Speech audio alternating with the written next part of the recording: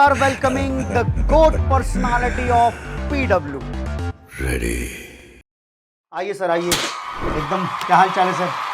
Thank you Om sir. आप अपने ओम stock में इतने दिनों से हम इंतजार कर रहे थे कब आप बुलाएं। इस आपका इतना जबरदस्त ये जो सीरीज चल रही है इसमें मजा आ जाता है। जब भी कोई भी टीचर आकर किसी भी कॉलेज का पढ़ा हुआ जब वो आपके साथ बातचीत करता है तो एक तो सबसे अच्छी बात लगती है कि जो आदमी आपके साथ खड़ा है वो बिल्कुल उसी माहौल में चला जाता है। जैसे मान लीजिए अगर मैं अपनी बात करूं, मैं 21 साल मतलब 24 साल पहले चला जाऊंगा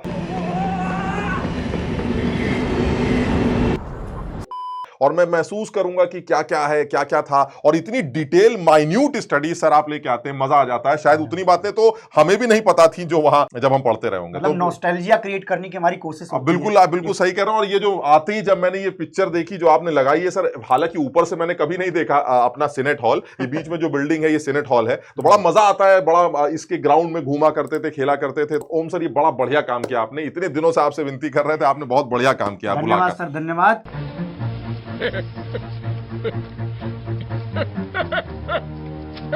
और एक बात और बता दूं, देखो भाई हमारी आज हाइट मैच करती हुई दिख रही है, इसलिए क्योंकि फोटो हम डालेंगे कि ऐसा हमने कैसे मैच कराया। वो नीचे से मेरे 6-6 इंच पैर काट दिए इन्होंने। वो दिखाया जाएगा आपको, तब आपको समझ में आएगा। भाई साहब बहुत लंबे हैं, बहुत अजीब लग रहा था, मैं ऐसे आ रहा था उस टाइम पे मैं यहाँ होता था। चलिए, वैसे भी भैया गोट पर्सनालिटी हमारे पीडब्ल्यू के जानते हैं आप सभी लोग, आप सभी ने ये बताया तभी हमें ये सब हमारे तक पहुंच पाया है। बाकी आज हम बात करते हैं भैया आईआईटी रुड़की के बारे में। एक पुराना कॉलेज जिसकी अपनी साख है, अपनी ताकत है, अपनी औकात है, अपनी प्रतिष्ठा है, जो उसने बना करके आज तक रखा हुआ है। परंपरा, प्रतिष्ठा, अनुशासन। और ऐसे कुछ महानुभाव दिए हैं जो शायद आपको पसंद ही आते होंगे, है ना? कोई प्रश्न चिन्ह तो नहीं है, शायद मन में नहीं आएगा। नालायकों, एकदम ही पसंद आते हैं, इसमें कोई सवाल है ही नहीं, ठीक है? क्योंकि वैसे भी हम लोग सर पिछले 3 साल से जुड़े हुए हैं। हाँ सर, लगभग 3 साल से ज्यादा हो गया ओम सर के साथ मैं एसोसिएटेड हूँ। और मैं गुरुजी के साथ एसोसिएटेड हूँ भैया। तू बहुत सही दोस्त है मेरे भाई। इतना एक्सपीरियंस हो गया गुरुजी, 23 साल। हाँ, 2002 से पास आउट हूँ, 21 साल से ज्यादा का 21 एक्सपीरियंस है।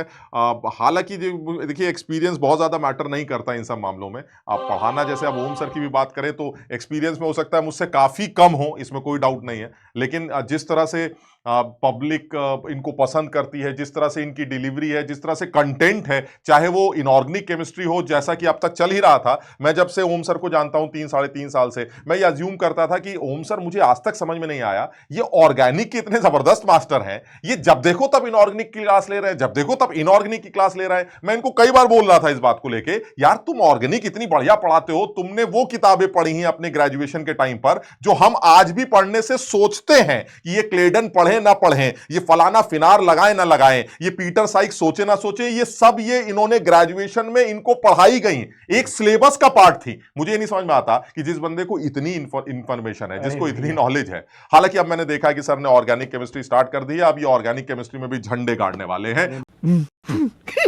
ओ भाई, सर ने इतनी बड़ाई कर दी है, उसके लिए तो भैया धन्यवाद।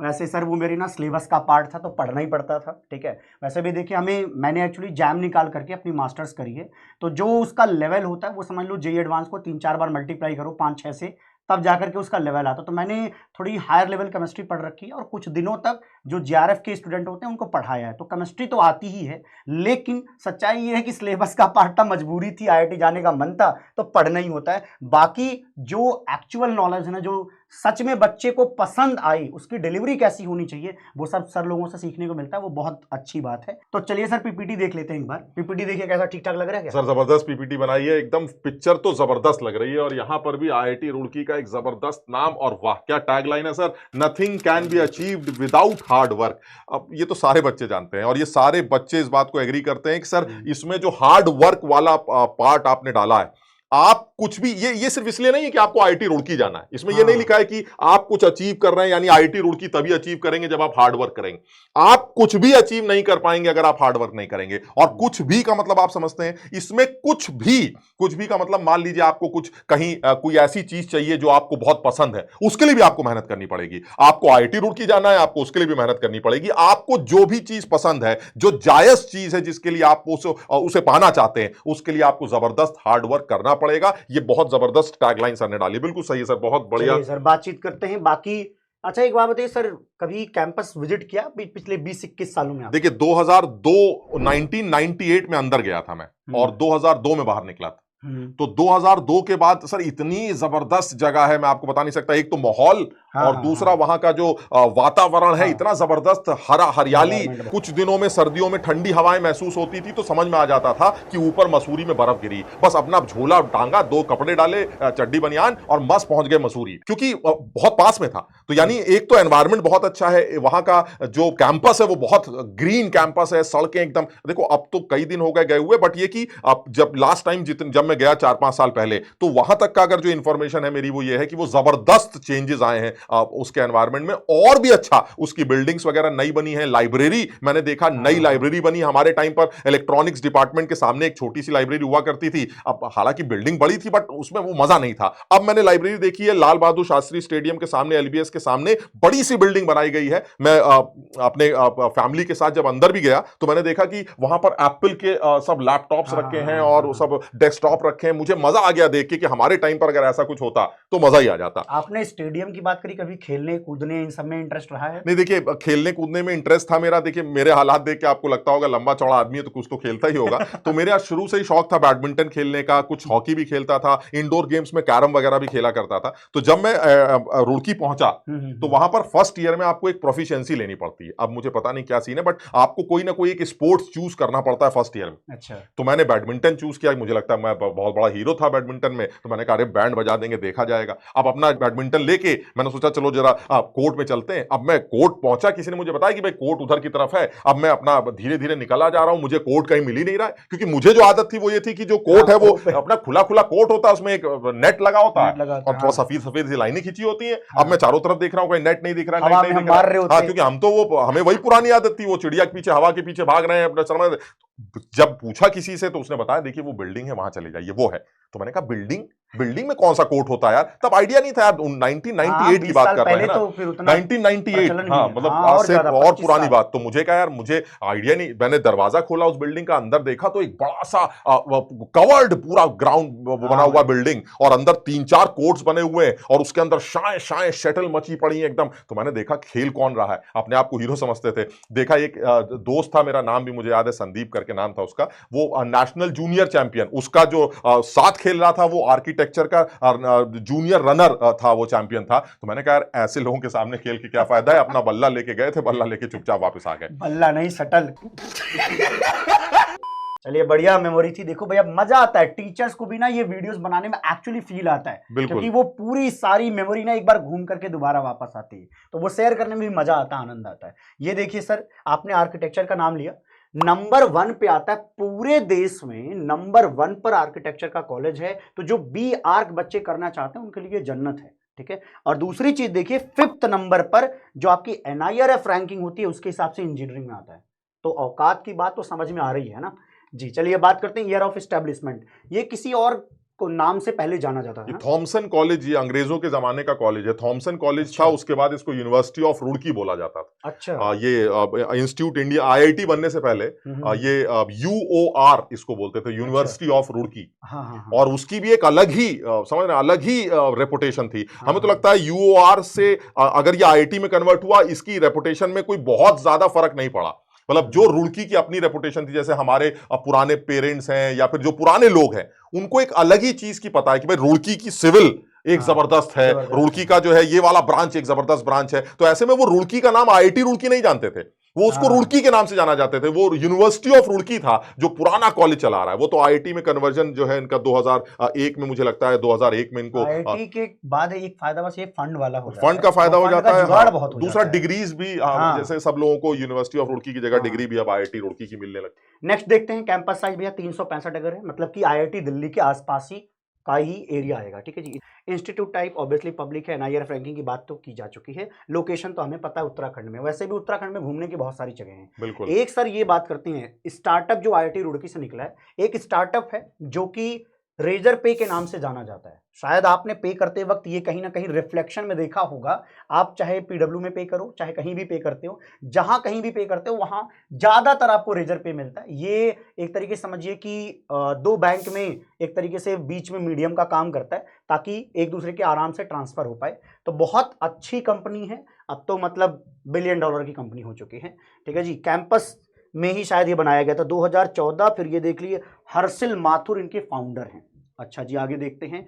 ये है एम फाइन, ये लिखा हुआ है I am फाइन एक तरीके से है, तो ये इलाज के लिए है आपके। तो आप देख सकते हैं इसका लोकेशन बेंगलुरु है। इनके फाउंडर जो भी हैं फाइन भाई साहब, आप समझ सकते हैं। कुल मिला के कंपनी जान लीजिए काम की है। बहुत सारे स्टार्टअप अब तो ना इंक्यूबेशन सेंटर्स हर IIT में है, और ये तो पुराना है, तो पिछले 20 से 25 सालों से ये स्टार्टअप के लिए काम पहले से ही करते आ रहे हैं। तो कुछ ही मैंने मेंशन किया, सारा लिखना पॉसिबल वैसे भी नहीं रहता है, ठीक है जी। आइए बात करते हैं प्लेसमेंट की। ये तो भैया बढ़िया चीज है, ये तो पता करना जरूरी होता है। आइए देख लेते हैं। 22 और 23 दोनों का स्टैट दे देता हूं मैं। हाईएस्ट जो डोमेस्टिक गया हुआ था वो 2.15 CR पर एनम का था, और यहां पर अगर हम 2023 वाले की बात करें, जितना इंफॉर्मेशन पब्लिक हुआ है, होता क्या है कई बार ना IITs देखो अपनी वेबसाइट्स पे तो लिखती नहीं है हाँ बिल्कुल कि भैया हमारा ये पैकेज लगा, हमारा वो पैकेज लगा। इनको कोई जरूरत नहीं, इनकी साख वैसे बहुत मजबूत रहती है। तो ये तो न्यूज़पेपर में आता है, उसी दिन जो आता है वो, जैसे होता क्या है ना कि कंपनी जब पैसे ऑफर करती हैं तो वो खुद ही न्यूज़ बनवाती हैं ताकि लोगों को पता रहे, सच्चाई यही है। तो उसी से हमें कंफर्मेशन मिल पाता है, ठीक है। बाकी ये सारे स्टैट्स को मैं वो भी धन्यवाद दे देता हूँ, हमारे ही 2 पढ़ाई हुए स्टूडेंट्स हैं जो IIT रुड़की में है, उन्होंने इन सबको वेरीफाई किया है एक एक चीज को, तो आप विश्वास कर सकते हैं, ठीक है जी। आइए देखते हैं हाईएस्ट पैकेज की अभी बात करें तो 2023 में इंटरनेशनल पैकेज 1.06 का था, और ये सोचो डोमेस्टिक वाला ज्यादा है, बहुत अच्छी बात है। इस हिसाब से तो बहुत अच्छा प्लेसमेंट है यहाँ पर। इसके अलावा इसका बहुत ज्यादा डेटा नहीं मिल पाया है, लेकिन यही बहुत कुछ बयां करता है आपके सामने, ठीक है। आइए अगली बातचीत करते हैं। फीस की बात कर लेंगे, इंस्टीट्यूट फीस की। तो यहां पर आपके सामने मैं प्रस्तुत कर दे रहा हूं करीब करीब 1 लाख रुपए, ये सेमेस्टर वाइज है, ठीक है। SC ST बच्चों के लिए कोई भी ट्यूशन फीस नहीं लगती है, और ऐसे जो बच्चे जनरल वाले होते हैं सर, जिनकी फैमिली की इनकम 1 लाख रुपए से कम होती है, उनकी भी कोई ट्यूशन फीस नहीं लगती। अच्छा ठीक है। SC ST बच्चे और ऐसे बच्चे ध्यान रखना जी, इसका फायदा उठाना, ठीक है। और अक्सर क्या होता है इंडिया में 1 लाख रुपए से कम बनवा ले जाते हैं, अगर किसी घर में कोई सरकारी नौकरी नहीं करता ना तो लोग बनवा देते हैं। ये मैं हैक बता दे रहा हूँ, क्या पता कल को क्लिक काट के तुम वायरल कर दो इसको, ठीक है जी। 1 to 5 के बीच में देखें तो 2/3 ऑफ द फीस को क्या कर दिया जाएगा, माफ कर दिया जाएगा। तो इस हिसाब से आपके इतने आपको देने पड़ेंगे सिर्फ 33,000, क्योंकि 2/3 मतलब 66,000 हुआ ना जी इसका, तो उतना आपको नहीं देना पड़ेगा। ये भी बहुत ही अच्छी बात है, और ये सारी IITs में NITs में कॉमन है, क्योंकि सेंट्रल गवर्नमेंट द्वारा रूल्ड है, तो निश्चित रूप से ये सारी बातें इन पर लागू होती हैं, ठीक है। ओके, हॉस्टल चार्जेस कमी है, कुछ ज़्यादा तो है नहीं सेमेस्टर वाइज, तो ये तो ठीक ठाक ही है। मेस चार्ज देख लें तो 26,000 रुपये, ये थोड़ा ठीक ठाक है, लेकिन हाँ इतना लगना भी चाहिए, क्योंकि खाना भी लेवल का देते हैं, लेवल का रहता है खाना तो बढ़िया रहता है। मुझे तो अब देखिए घर के मुकाबले तो नहीं आप उसको देख पाएंगे, बट ये कि जिस तरह से पता चला है, और जब मैं वहां था तो खाना मुझे बहुत बढ़िया लगता था। अलग अलग तरीके हैं खाना देने के, जैसे कुछ टोकन्स वगैरह उस टाइम पर बांटे करते थे, 2-2 रुपए का या 1-1 रुपए का टोकन आता था आपको। अगर मान लीजिए फुल फ्राइड खाना है, अंडा खाना है, या फ्राइड राइस खाने हैं, है ना, तो इस तरह का 1-1 2-2 रुपए का टोकन मिलता था। तो मान लीजिए आपको लगता है कि यार आज खाने में दाल बनी है सिर्फ, और ये दाल मुझे पसंद नहीं आ रही है, ये सब्जी मुझे पसंद नहीं आ रही है, तो वो टोकन देके आप उससे ऑमलेट बनवा लेते थे, कभी फ्राइड राइस बनवा लेते थे। तो वो एक फैसिलिटी थी जो कि बहुत अच्छी फैसिलिटी थी। मतलब कई बार ऐसा होता था कि यार खाना समझ में नहीं आया, तो आपने जो है वो 1 रुपए देकर टोकन से अपना मस्त अपने मनपसंद का खाना ले लिया। सर हमारी IIT में सेम प्रोसेस एकदम एग्जैक्टली ऐसे ही होता था। स्कॉलरशिप की बात कर लेते हैं। देखो मैं थोड़े से स्कॉलरशिप बताऊंगा।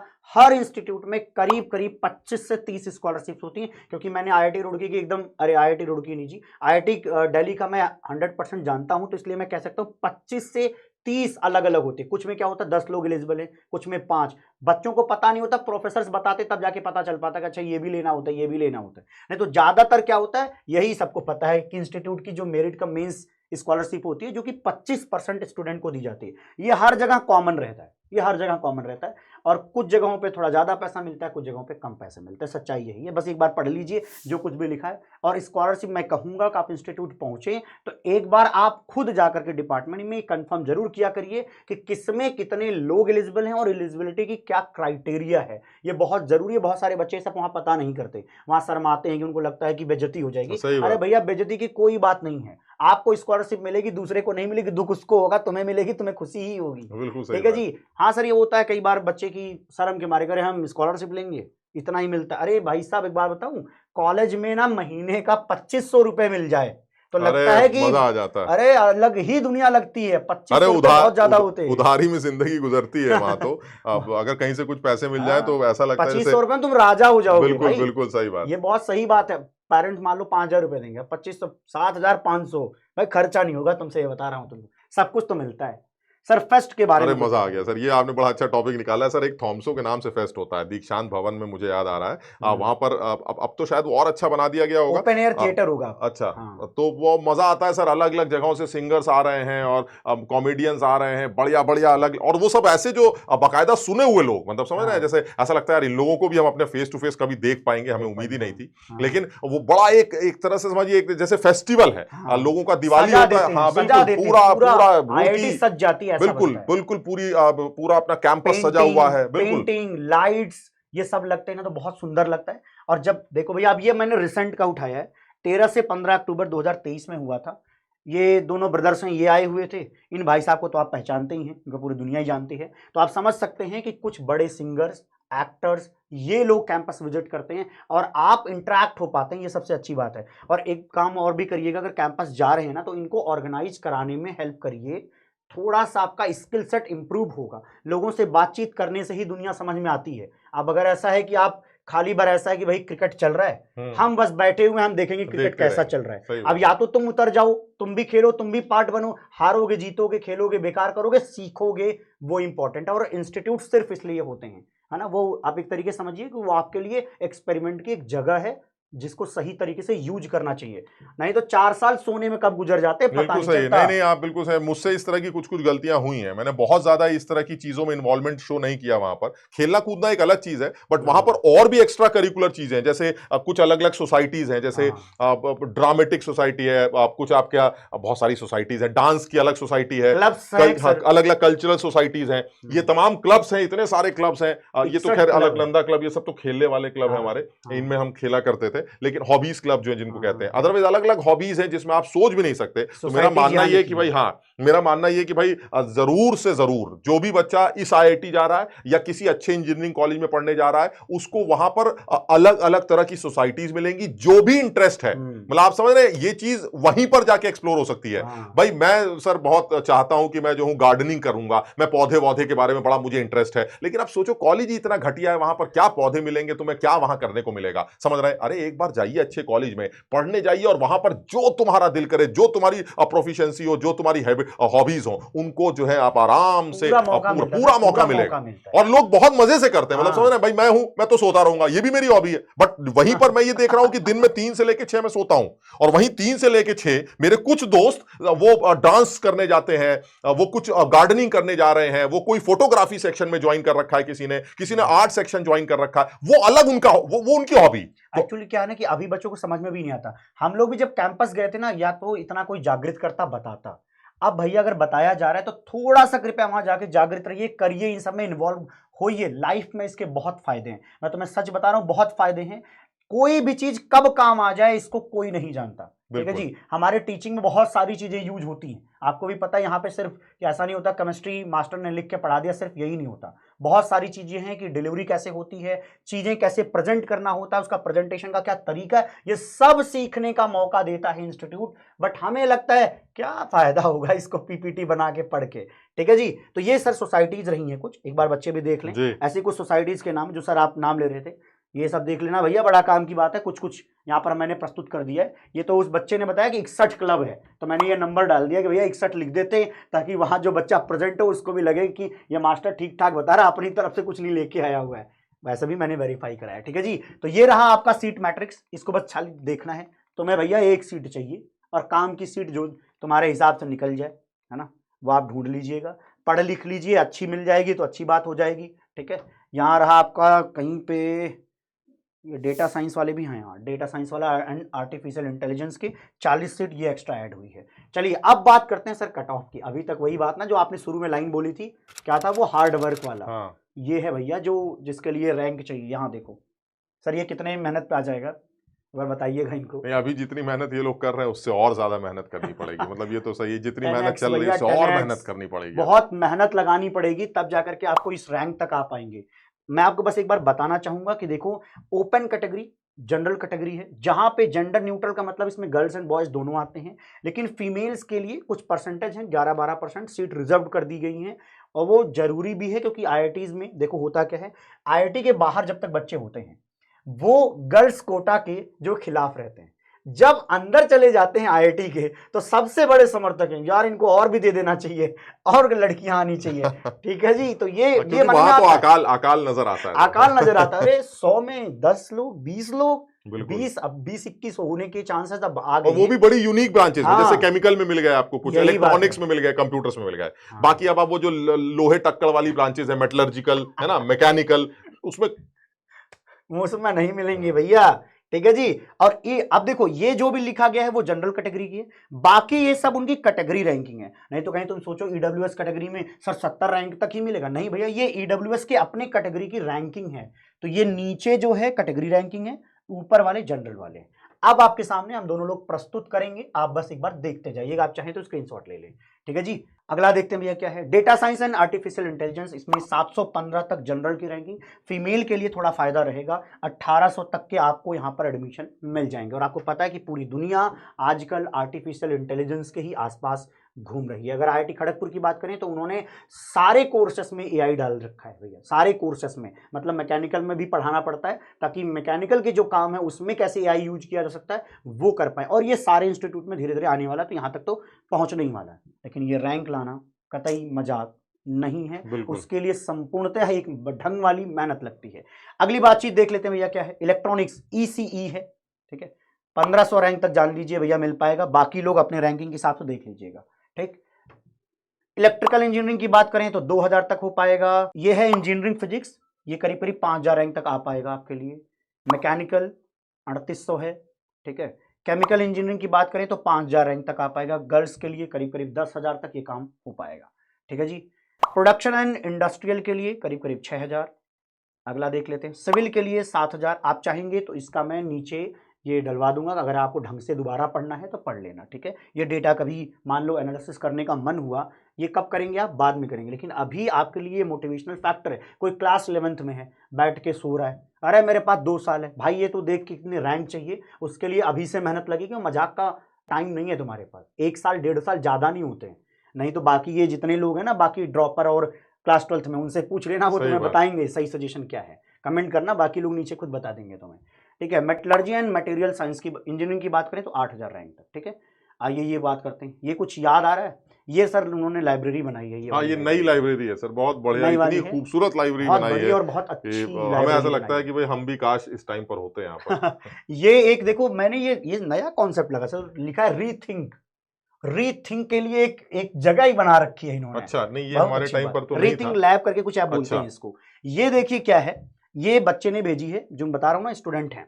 तो परम गंगा, ये क्या है, सुपर कंप्यूटर है जिसको यहाँ पे प्लांट किया गया है। सुपर कंप्यूटर तो समझते ही होंगे, नाम से ही मतलब निकल के आ रहा है, ये कोई छोटी सी चीज नहीं होती। मैं आईआईटी दिल्ली की बात बताऊं तो हमारा जो लाइब्रेरी है, तो लाइब्रेरी का जो ग्राउंड फ्लोर है उसके नीचे पूरा का पूरा जो है सुपर कंप्यूटर के सारे इंस्ट्रूमेंट्स रखे हुए हैं। ऑपरेट कैसे होता है, फ्लोर यहाँ खत्म होता है, फ्लोर के ऊपर से ऑपरेट होता है, मतलब नीचे से ऐसे आएगा और सारी स्क्रीन्स दिखती हैं, सारी बाकी चीजें जहाँ पे ऑपरेशन है वो सारा नीचे होता है। तो भैया ये मजाक का बात नहीं है, खर्चा और रुपया वाली बात है। और ये जो जिनके पास पैसा है इंस्टीट्यूट्स के पास, वही कर पाते हैं। अच्छा, इंस्टीट्यूट के पास एक और पैसा होता है जो एलुमनाई फंड होता है। हाँ, वो भी। उसमें एलुमनाई क्या करते हैं, पैसे डालते हैं। तो पैसे ऑब्वियसली एक तरीके से समझ लो ना कि आप क्या कर रहे हो, कॉलेज को सपोर्ट कर रहे हो। वो सपोर्ट कॉलेज क्या करता है, अपने ही जो बच्चे पढ़ रहे हैं उनको स्कॉलरशिप के रूप में देगा, या तो क्या करेगा, इंफ्रा को डेवलप करेगा। ठीक है, तो उसमें ये सारी चीजें होती है, रिसर्च में बहुत ज्यादा काम आता है। ठीक है, तो ये समझिएगा, पैसा डोनेट करते रहिएगा आप लोग भी। सर पूछ रहे होंगे, किसी बच्चे पूछ रहे होंगे, सर आपने कभी दिया गोट पर्सनालिटी? देखना भैया, यहाँ पे आपका ये क्या है, थिंकरिंग लैब हाँ है। ये थिंकिंग लैब। परम गंगा सुपर कंप्यूटर, मतलब इसकी बात की जा हाँ। रही है। अच्छा, ये है महात्मा गांधी सेंट्रल लाइब्रेरी था ये। अच्छा, महात्मा गांधी जी सर सामने हैं, हाँ तो ये सेंट्रल लाइब्रेरी है। अब बाकी देखो यार, सब कुछ तो रहता ही है, हाँ, कैमरा ये वैमरा लगा है, सही है। एसी वेसी है। जो तुम सोच सकते हो, जो तुम्हारी जरूरत में इन्वॉल्व है, वो यहाँ है। अब कोई उल्टी सीधी सोच लेकर के आओगे तब थोड़ी ना आईआईटी देगा, नहीं तो बिल्कुल। बाकी सारी चीजें जो काम की हैं वो सब यहाँ पर मिल जाएगा। अगर मम्मी पापा को ले जाओगे, मेरे पापा ना पहले क्या होता कि हॉस्टल था हमारा, ज्वालामुखी हॉस्टल, तो पापा गए वहाँ पे, तो शुरू के जो 4 दिन होता है, अरे भाई 4 दिन के जो खाने का टेस्ट था वो पूरे सालों में नहीं मिला हमें। हाँ खाली पता नहीं वो 4 दिन में कितनी, वो पेरेंट्स रहते हैं तो पेरेंट्स उसका- रहते हैं ना वहां, पेरेंट्स टिकते हैं, तो पेरेंट्स देखते हैं कि भाई क्या खाना मिल रहा है। मेरे पापा आज तक बड़ाई करते हैं, मैं उनके सामने गलती से बुराई नहीं कर सकता कि वहां खाना खराब मिलता है, उसका रीजन साफ है। उनके कि सामने तो हमेशा उनके अच्छा सामने मिला। भैया उनको दिख रहा है, अरे बहुत अच्छा खाना है। उन्होंने कम से कम 100 लोगों को तो आज तक बता ही दिया होगा कि इसकी आईआईटी का खाने का लेवल ही अलग था। वो कंपैरिजन करते थे कि भाई वहां से इतना खराब है, इतना अच्छा है। हॉस्टल एंड मेस की बात करें तो 10 बॉयज हॉस्टल है, 3 गर्ल्स हैं, 3 मैरिड। अच्छा, मैरिड के जो स्टूडेंट्स होंगे, जैसे पीएचडी करते हैं कुछ लोग, एमटेक करने जाते हैं, उनके लिए है, ठीक है। एक क्वाड हॉस्टल, सर हम तो यहीं रहेंगे, नहीं भैया आप बीटेक वाले हैं, आपको उधर रखेंगे। वो 10 बॉयज हॉस्टल दिख रहा है ना, हाँ। सिर्फ वहीं रखेंगे, बाकी कहीं नहीं रखने वाले नहीं वो। वो Emotional damage. गर्ल्स हॉस्टल में भी कुछ लड़कियां भी होंगी जो हाँ, वो बाकियों को गर्ल्स हॉस्टल हाँ। में रखेंगे। खाने का एक फोटो है भैया जो मिला है, वो आप यहाँ पे देख सकते हैं, ठीक है जी। वाईफाई, सफाई उफाई लिखा हुआ है, ठीक है। बाकी पढ़ना लिखना चाहो तो देख सकते हो। ये कौन सा कैफे लिखा है, कौन सा भी कोटले भवन सेकंड ईयर का हॉस्टल था। अरे वो आप बता रहे थे कुछ जहाँ मैगी खाने जाते थे। अरे बहुत मजेदार अभी था। अभी भी मतलब 5 साल हाँ पहले बिल्कुल भी है। नहीं अब मैं तो 2002 में पास आउट हुआ, उसके बाद कम से कम 8-10 बार वहां जा चुका हूं और सिर्फ मैगी खाने, मतलब फैमिली को लेकर सिर्फ वहां पहुंचता हूं, मैगी खाता हूं और वापस आ जाता हूं। साथ में साथ एक बार और एक होटल में रुका था, क्योंकि जब मैं वहां पढ़ता था तो एक होटल था पोलारिस के नाम से, तो हमें ऐसा लगता था यार इतने बड़ा होटल है, हाँ, अमीरों के हाँ लिए। अमीरों लोगों के लिए होगा, हम कहाँ वहां रुक पाएंगे। तो ऐसे ही उसके बगल से सामने से ऐसे निकला जाता थे और वापस अपना हॉस्टल चले जाते थे। तो ये लगता था कि यार कभी ना कभी ऐसा होगा कि यहाँ आएंगे तो एक बार रुकेंगे। हालांकि इतना कोई बड़ा होटल भी नहीं था, रोड की एक छोटी सी अरे जगह। देखो, अब इसका मतलब ये बताना चाहते हैं कि अमीर हो चुके हैं, बीएमडब्ल्यू से चलते हैं। अब BMW तो आपके पास भी है सर। अरे वो तो सर थोड़ा सा मोटिवेशन मिल जाता है, आपसे तो लेना ही पड़ता है आदमी। इन्होंने ना एक रूम बुक कर रखा है इधर, और उस रूम में सिर्फ उसको बैठने देते हैं जिसके पास या तो बीएमडब्ल्यू है या तो मर्सिडीज है। तो अभी आप समझ सकते हैं, सिर्फ 3 लोग उस रूम में बैठते हैं। थोड़ा राजवंश सर भी साथ है, क्योंकि राजवंश सर समझ लो कि हमारी वाली गाड़ी राजवंश सर की ही है, तो निश्चिंत रहो, इसीलिए वो हमारे ग्रुप में बैठ पाते हैं, सिर्फ इस आदमी की वजह से। ठीक है, ओके, अच्छी बात है, अच्छा हो, ऐसा कुछ होना चाहिए। थोड़ा सा मोटिवेशन मन में तो था, उसको सर ने थोड़ा सा और जागृत किया, अच्छा हो गया जी। स्पोर्ट्स फैसिलिटीज़ की बात कर लेते हैं। पे क्रिकेट, फुटबॉल ये सब बता ही दिया आपने, तो बताने की कोई खास जरूरत अब रही नहीं, है ना। तो देख लीजिए भैया, खेलने कूदने का सारा मिल जाएगा। वो सर कह रहे थे ना, बड़ा ये सा बैडमिंटन कोर्ट, हाँ, ये वही मिला। है बैडमिंटन कोर्ट, ये जबरदस्त एकदम एकदम इंडोर कोर्ट है। हाँ। शटल जरा सी भी खराब होती थी, अभी क्या है कि आप देखते होगे चिड़िया के हालात खराब हो रहे हैं, लेकिन आदमी बेचारा गरीब आदमी उसी से खेल रहा है। हाँ। वहां तो ऐसे ही करते थे, जरा सी लगी पर निकल रहा है तो फौरन उसको फेंक के भाई दूसरी लाइए ऐसे। मतलब असर अलग ही स्टाइल है। और वो सब आदमी। हाँ, इंडोर शटल्स वगैरह जो आती हैं वो महंगी आती हैं वहां पर, हाँ। लेकिन आपको एक दिन में जितनी भी खर्च करनी है खर्च करते रहिए। मतलब मुझे ऐसा लगता है जो फैसिलिटीज थी हर आईआईटी में भी, वहां पर जो फैसिलिटीज थी गजब फैसिलिटीज थी। आप आज भी अगर मान लीजिए बहुत जबरदस्त, अगर मान लीजिए आज भी कोई ये कहे कि मुझे पूल खेलना है, पूल में मतलब बिलियर्ड्स जैसा या स्नूकर जैसा पूल, वो 2 हजार रुपए या 3 हजार रुपए घंटा लगता है। घंटा लगता है। वहां पर बिलियर्ड्स टेबल आपके क्लब में पड़ी हुई है, आप 6 घंटे जाके उसके ऊपर लेट जाइए, कोई कुछ नहीं कहेगा, ना एक पैसा लेगा। कैरम, मैं बताऊं एक और एग्जांपल, कैरम बोर्ड खूब खेला करता था मैं, तो क्या होता था, कुछ कोल्ड ड्रिंक पी रहे हैं या कभी कोई नमकीन खा रहे हैं तो वो बोर्ड पे गिर जाती थी, या कोल्ड ड्रिंक गिर गई, तो ऐसे धीरे से देखा, किसी ने देखा नहीं तो साफ साफ करके अपना निकल गए। क्या बात है? वो तब हमें उसका आइडिया नहीं था कि वो कैरम क्या है, मतलब हम तो कुछ भी गिरा देते थे। हाँ, जब शादी वादी हो गई है ना, समझ लो, खेलना कूदने के दिमाग में आया कि भाई एक काम करते हैं यार, अब थोड़ा सा कैरम वैरम घर में रखते हैं, थोड़ा सा खेला करेंगे टाइम पास करने के लिए।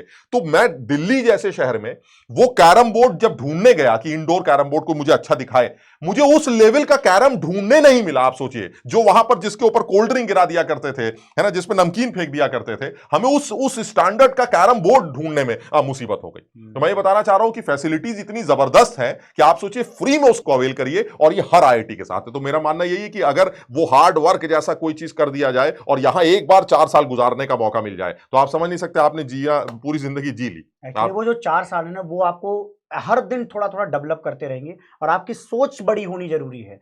अरे आसपास वाले ऐसे लोग मिलेंगे ना तुम्हें कि जो सारे लोग जब बड़ा सोचते हैं ना साथ में रहने वाले, तो तुम्हारी अपने दिमाग की मजबूरी होती है, तुम्हारी नहीं, तुम्हारे खोपड़ी की मजबूरी होती है हमेशा बड़ा सोचने के लिए। छोटा सोचोगे बेइज्जती लगती है। मैं अभी 1-2 दिन पहले सर से बात कर रहा था, तो हमने कहा कि जब हम आईआईटी से पढ़ लेते तो हमारे पर एक हल्का सा एक पुश रहता है कि यार तुम तो आईआईटी से पास आउट हो, अरे यार तुम तो पास आउट हो आईआईटी से। उससे क्या होता है, छोटा काम करने का मन ही नहीं करेगा। हर बार ऐसा लगता है कुछ नया करो भैया, हर बार ऐसा लगता है कुछ नया करो, नहीं तो भीड़ से अलग नहीं दिखेंगे। कह रही है तो आईआईटी से पढ़ दी, ये क्या कर रहे हैं। अभी कई लोग टीचिंग को भी लेते हैं, अब नहीं लेते होंगे क्योंकि अब समझ रहे हैं ऑनलाइन वाले टीचर्स कहाँ तक जा सकते हैं।